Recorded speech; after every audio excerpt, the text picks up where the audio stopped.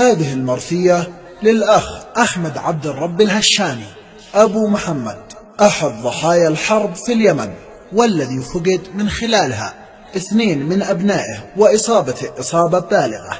أداء أبو رضوان، إخراج أبو فيصل الحميقاني. للتواصل 730 267 822.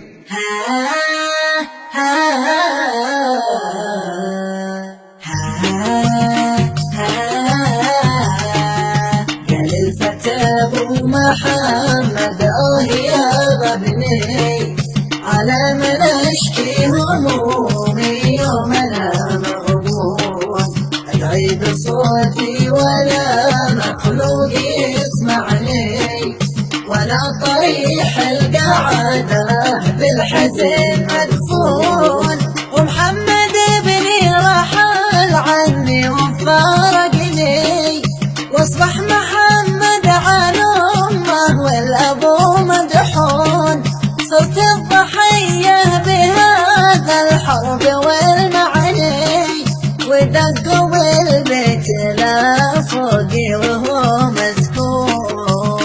الفتى ابو محمد يا غبني على من اشكي همومي يوم انا مغبون، ادعي بصوتي ولا مخلوق يسمعني، ولا طريح القعده بالحزن مدفون.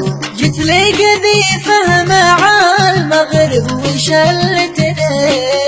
وشلت ابني وبنتي والبشر يدرون، فقدت بنتي في الضربه ومات ابني، وانا تكسرت من شده قذيف الهون. الفتى ابو محمد يا غبني على من اشكي همومي يوم انا مغبون، ادعي بصوتي ولا مخلوق يسمعني، ولا طريح القعده بالحزن مدفون.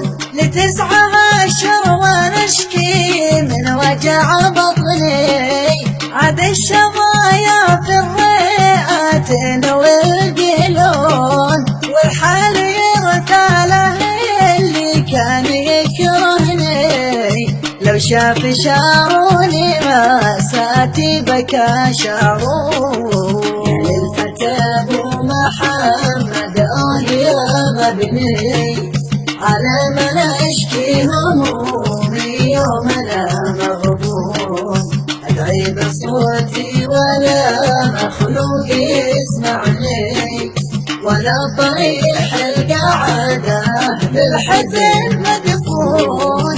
لو ما لها شام غارت لي ولفتني، وعالجوني بسرعه والشرف ميهون، رجال ونعم اخوتهم تشرفني، وابو محمد لهم في كل شي مديون. الفتى ابو محمد يا غبني على من اشكي همومي يوم انا مغبون، ادعي بصوتي ولا مخلوق يسمعني، ولا طريح القعده بالحزن مدفون.